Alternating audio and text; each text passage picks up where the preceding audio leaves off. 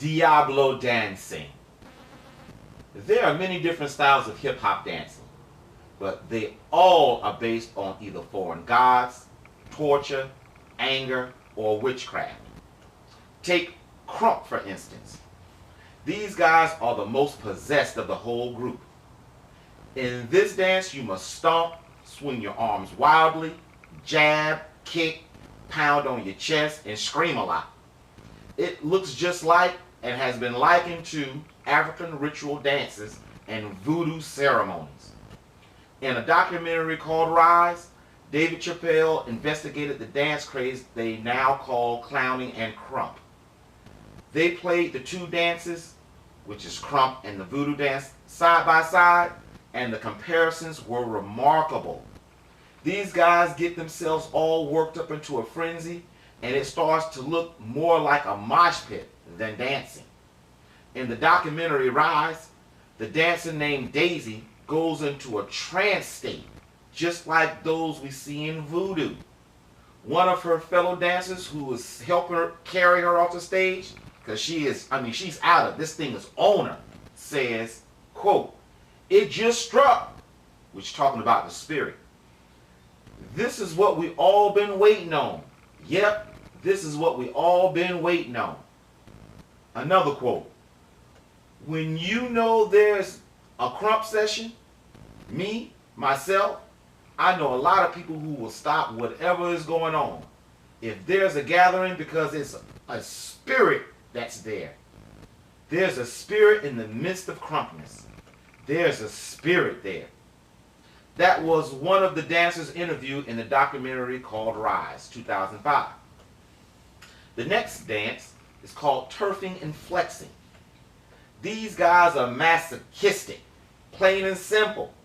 They contort their bodies in unimaginable moves designed to make the audience squirm.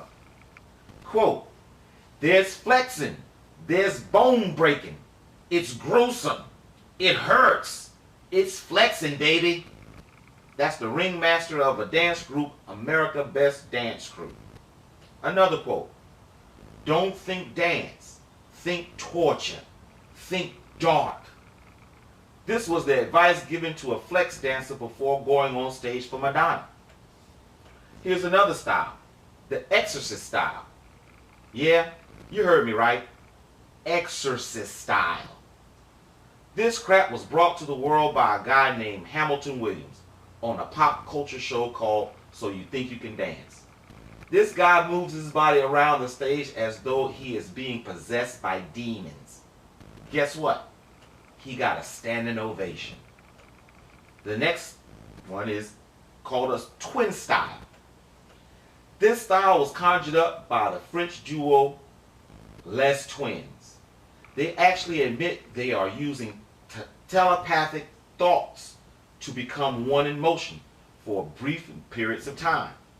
They also admit to tapping into the chakras of Eastern mysticism. They use the lotus, which is the A-OK sign, all throughout their routines. In one interview, Larry actually gives us a play-by-play of a video when he and his brothers went into one of their telepathy trances. After the show, he gets sick from the connection with his brother and has to sleep on the floor. Now remember, this is supposed to be, he's French, so this is very broken English. Quote, "I love to feel people dance. When he," talking about Larry, "know what he do? He have something," points to his heart, "and sometimes I just ask him, can you do it again?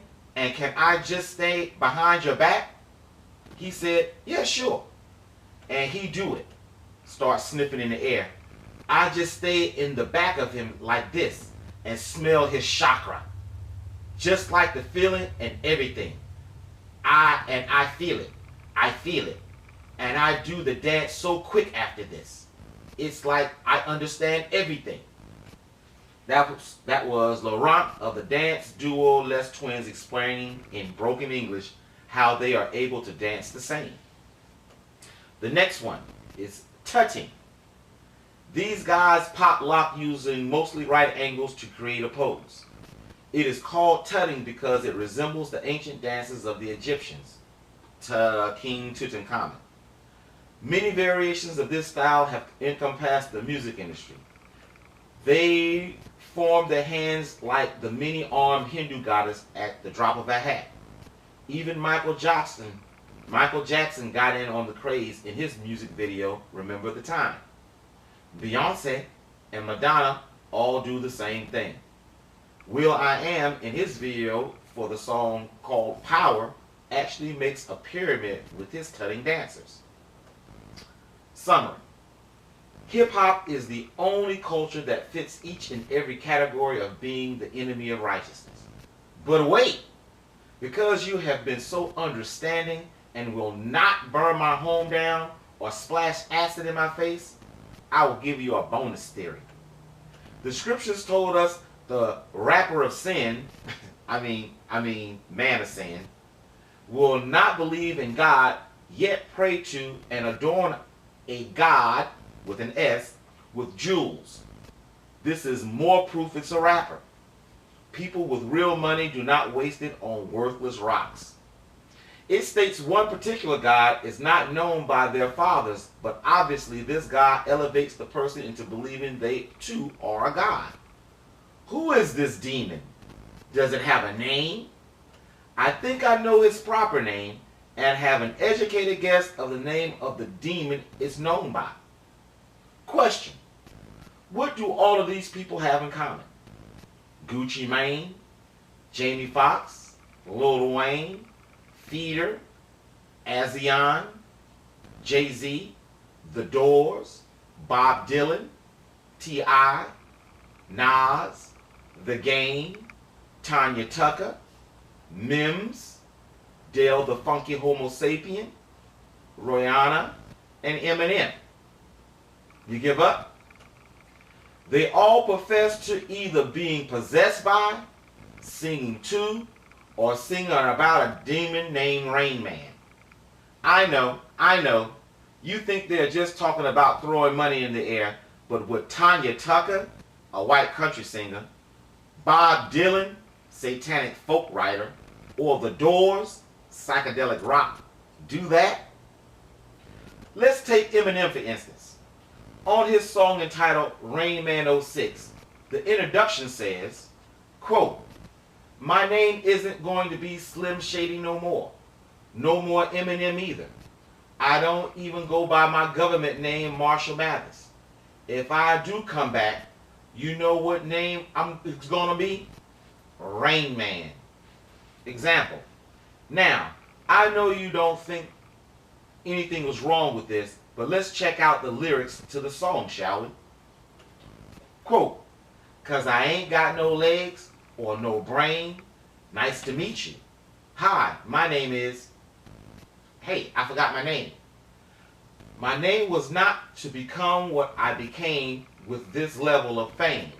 My soul is possessed by this devil. My new name is Rain Man. Example. Having no legs means he can't leave. Having no brain means he can't think for himself. He is being introduced to something or something. He tries to introduce himself but can't remember his own name because he is being possessed by something taking over him. He knows he can't get to the level of fame that he has by himself. He finally realizes that he is completely possessed by the demon or the devil, this devil named Rain Man. This Rain Man is shrouded in mystery. All I can pick up on him is that he is the God of abundance from above. Jay-Z credits his ability to rap without writing anything down. Psh, man, his shit sucks. Maybe he should start writing that stuff down. By a system he calls the Rain Man flow. He and Rihanna told the world Rain Man was back in their song Umbrella. No, he was not calling himself Rain Man. He called out his name first. Just like when he ends a sentence with one word to sum up what he was saying, likewise in reverse. He said what the verse was about, but just he said it first. The same situation occurs with Gucci Mane and Lil Wayne. Tanya Tucker's song makes it quite clear this shadowy figure that she has fallen in love with is definitely not somebody throwing money up in the air. Bob Dylan is the first entertainer I ever saw actually admit he serves who he called the Big Chief when asked about how he became such a good songwriter on 60 Minutes. If he is calling upon Rain Man's name in his song Stuck Inside Mobile Again with the Memphis Blues Sickness, it is a safe bet Rain Man is pure evil. So we have a God who rains riches from the sky, and because society, which is shaped by hip-hop, is so obsessed with riches, each and every kid gravitates to that way of thinking, trying to emulate those who falsely portray that way of life. I can truly see how some little horny toad kid, who the chicks don't dig too much, saying to himself, I would do anything to be successful to show them a thing or two. Don't laugh. That is exactly what Roseanne Barr admitted to saying as a little girl, and afterwards she made the deal. Sidebar question, gentle strangers. Why do you think Suge Knight keep getting out of jail? Same thing with Snoop Dogg, Gucci Mane, T.I., and when Tupac was alive, etc. The answer is because they do their master no service in jail. Their master needs them out on the streets doing his bidding. Seeing their masters run the world at the present time, surely a whisper or two into his judicial servant's ear is all it took. I am starting to believe the evildoers use the same strategy as the mob, or maybe it's vice versa. They come at you in your darkest hour with a deal you can't refuse. Seeing that their lives were over in jail during the long bid they were supposed to serve, they made the deal. Daniel chapter 11, 37 through 39. Quote, neither shall he regard the God of his fathers, nor the desire of women, nor regard any God, for he shall magnify himself above all. But in his estate shall he honor the God of forces, and a God whom his fathers knew not shall he honor, with gold, with silver, and with precious stones, and pleasant things. Stop. Caveat. Did y'all catch that? There are two gods. He says, but in his estate shall he honor the God of forces, and a God whom his fathers knew not shall he honor. It's two, and I'm going to back it up in a few seconds. Thus shall he do in the most strongholds with a strange God, whom he shall acknowledge and increase with glory. And he shall cause them to rule over many. Say that again, Jay. And he shall cause them to rule over many, and shall divide the land for gain. Example. Spooky, huh? Far-fetched, you say? What if I told you this situation is not only plausible, but its beginning is happening at this very moment?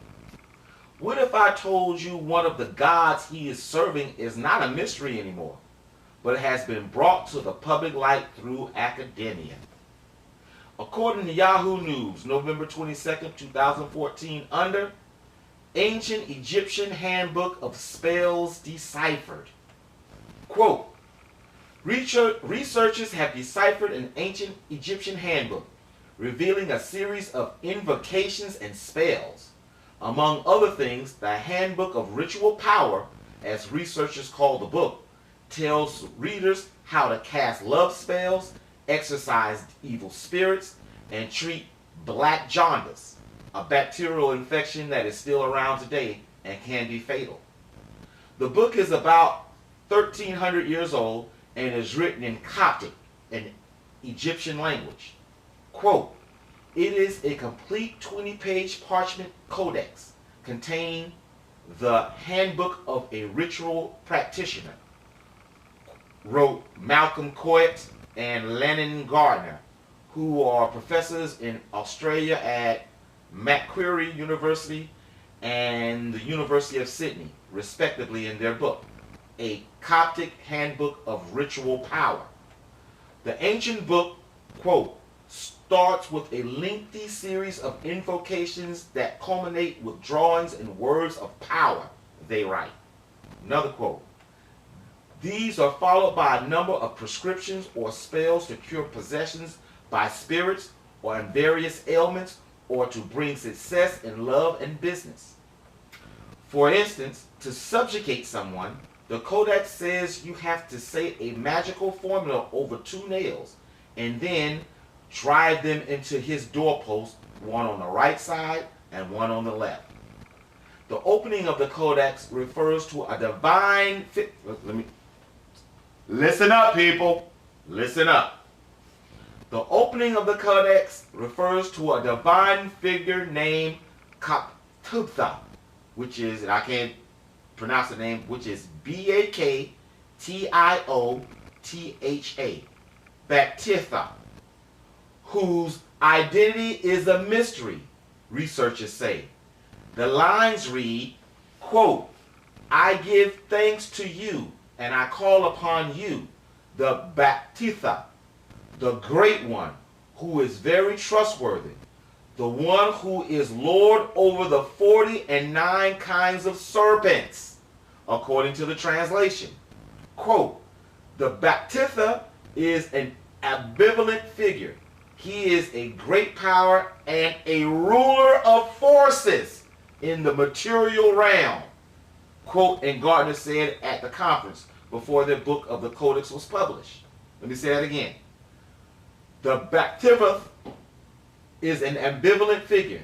He is a great power and the ruler of forces in the material realm, in this realm. Okay, let's keep going. The researchers believe that the invocations were originally separate from the 27 of the spells in the Codex, but later the invocations and these spells were combined to form a single instrument of ritual power, Kodak told Live Science in an email. The identity of the person who used this codex is a mystery.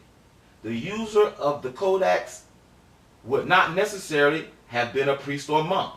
Quote, it is my sense that there were ritual practitioners outside the ranks of the clergy and monks, but exactly who they were is shielded from us by the fact these people really didn't want to be labeled as a magician, Coates said.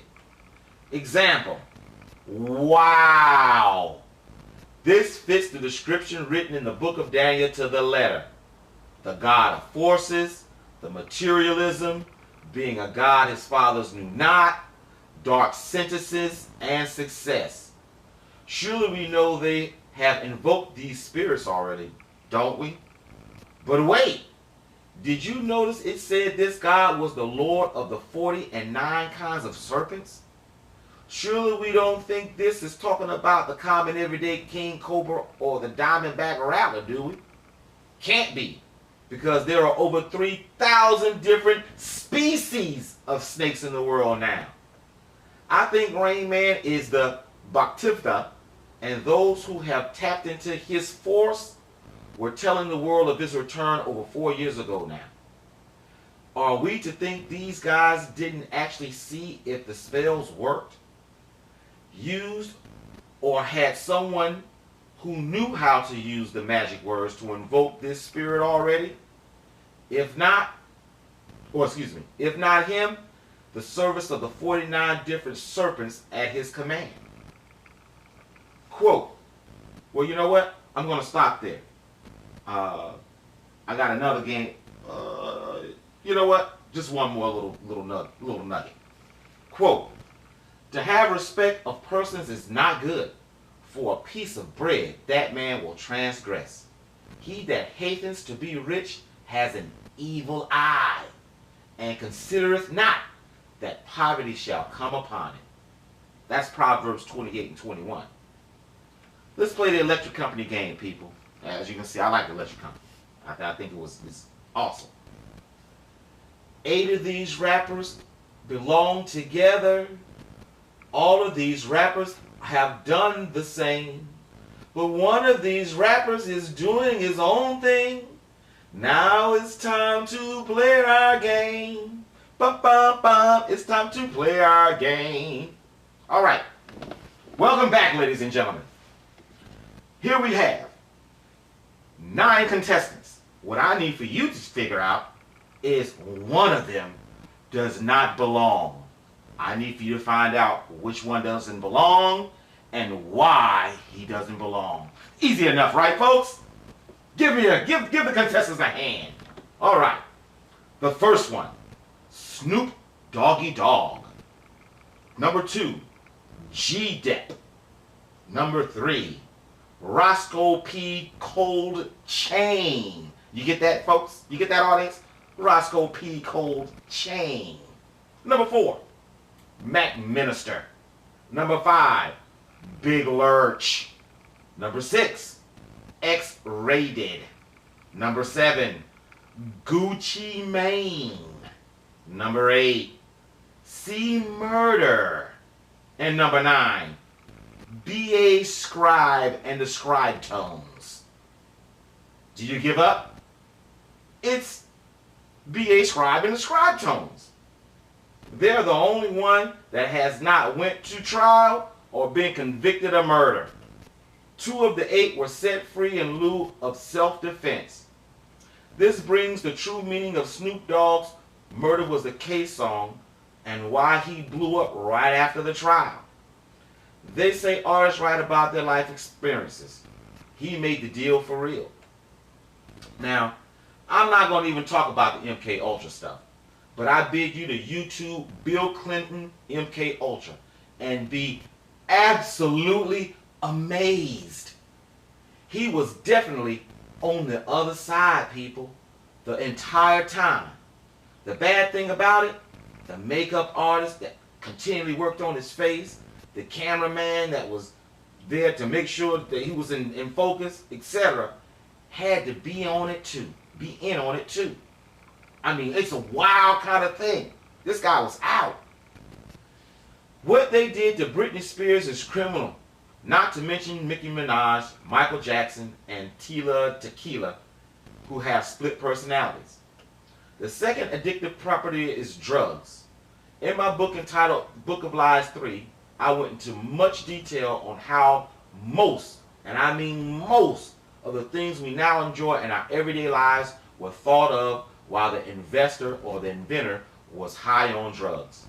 Everything from Apple Computer to space exploration was conceived while the inventor was high as hell on hallucinogenic drugs. Same thing applies to this. Everybody knows if you want to find the highest people on earth, all you have to do is listen to hip-hop music. Am I right about it? Tell me if I'm right about it. The use of high-powered drugs are a staple ingredient with those of the occultist and capitalist sects of the world. Yeah, that's what I said, the capitalist sects of the world also.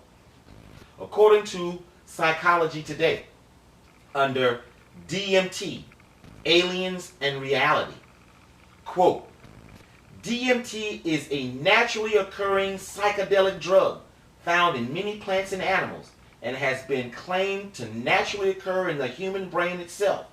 That's Strassman 2001. DMT, less well known than other psychedelic drugs as psilocybin or LSD, is striking for the brevity and intensity of its effects.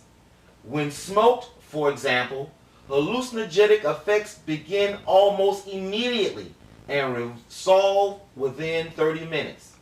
As a result, it is sometimes known fictitiously as the businessman's lunch trip.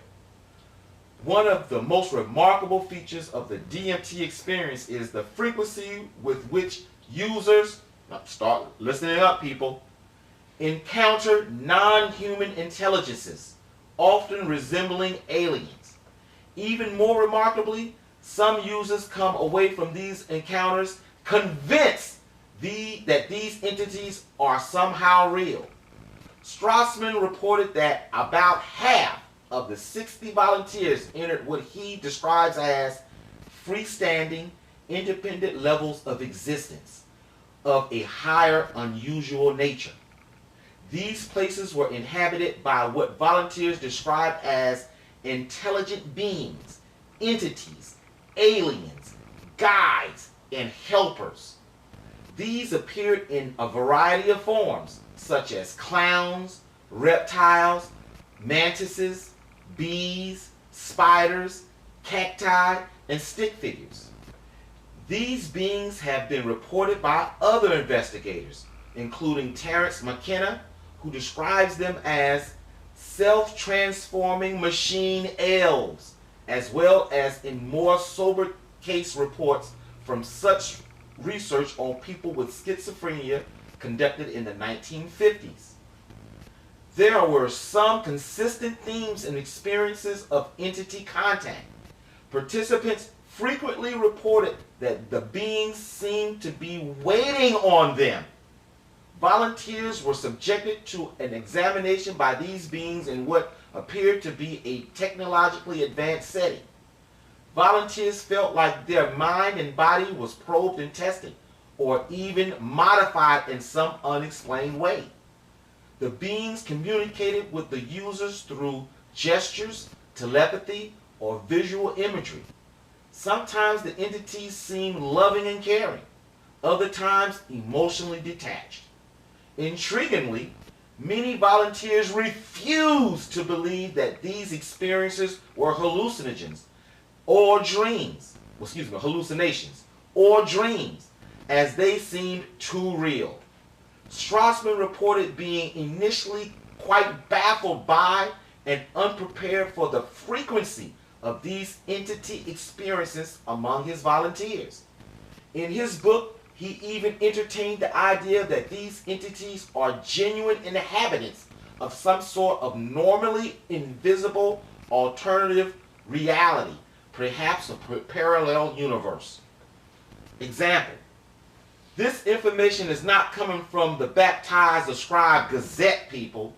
This is written and published in the Psychology Today. Think about it for a minute. A drug that the elite businessman and now hip-hop know about that can put you in contact with the other side. What capitalist who hasn't already sold his soul not going to take the chance for unprecedented information? I believe the reason only half of the volunteers experience seeing these entities is because, quote, the wicked are estranged from the womb. They go astray as soon as they be born, speaking lies. Meaning, the enemy know who his children are and who to converse with. Half said they were waiting on them. On another note, but within the same song, as we learned earlier, the drugs they were trying to give our children have basically the same side effects. The number 2 side effects is thoughts of suicide, thoughts of hurting themselves, others, and families. The patients claim to hear and speak to invisible people who tell them to do harmful things. The way they fix this problem is change the patient's drug to another highly addictive narcotic hallucinogen. Is it any small wonder the last few black mass murderers all were on ADHD meds and reported hearing voices in their heads? The drugs unlocks the firewalls in the mind and allows you to see into the other side. Now hip-hop artists are rapping about being high on this stuff. Scissor, high-powered weed, Molly, which is a combination of drugs, etc., and have no guilt in showing you the puff of smoke in the videos. Now we're going to stop, ladies and gentlemen. Whew. That last little part, I think I talked about it. Well, I do know I talked about the drugs they're trying to give your children for the ADHD and stuff like that in schools, trying to calm down their hyperactive nature, they say. The number one side effect is impotence. So I have an educated guess that what they don't, who they don't destroy on the front end with abortions, they're going to make sure that they don't reproduce on the back end by putting all your children on these drugs. I think their end game is trying to prevent the new Moses from being raised up, because we are supposed to leave up out here. So that was what that was talking about. So the number 2 side effect is thoughts of suicide, hearing the voices, and things of that nature. And if you listen to the advertisement on television, you know, for those antidepressants, it tells you the risk increased in children. So that's what I'm thinking going on. It unlocks the firewall. These people are not crazy. They're actually seeing things. You know, we humans can only see in one wavelength, one wave band, when there's many. You know, so things can be sitting right next to you, and you would never know it, because you can't see it, breathing down your neck, whispering in your ear, telling you to shut this cat up, and you'll never know it, and you just do it because you thinking that's the voice in your mind, you thinking that's your reasoning. So thank you for listening. This video was fun. I actually did it for my boy who done moved back up to New York to be a bus driver. Very proud of him, doing this thing. But I run this hip-hop stuff down to him a lot. I know he hates it, but that's my job. I'm not here to be liked. In fact, you understand the scriptures. If you're liked, then you are deceived. Most likely. I mean, 9 times out of 10. Scriptures plainly tell you. 1, the world loves his own and hates the called and chosen. So, and the Messiah tells you, you know, think yourself worthy, you know, when men hate you, not love you. He tell you, be wary of the man that people like. So you see these guys in the videos with 15,000 views and 150,000 likes and all that kind of stuff. Well, guess what? I don't care what they saying. If the world likes them, which you guys are a segment of the world, a microcosm of the world, if y'all all on him and he's saying basically the same thing everybody else say, well, there you have it. You know, scriptures are attested. We have to rethink and change our way of thinking. In this world that we're living in now, things that are bad are looked upon as good. Things are good are looked upon as bad. So you have to actually reverse your thinking. You know, you got to reverse it. And when you do, you're able to see all of this madness that we are into, thinking it's no-brainer. Thinking it's, hey, this is, of course we're supposed to do that. I mean, of course. You know, it's that type of thinking. And that's how the enemies and the evildoers have us. Boom, that's what I'm going to do. Yahweh's will, or Yah's will, or how all the guys we all say, His will, I want to do, I got a special one for you next. So, thank you for listening to this one, and look for the next video.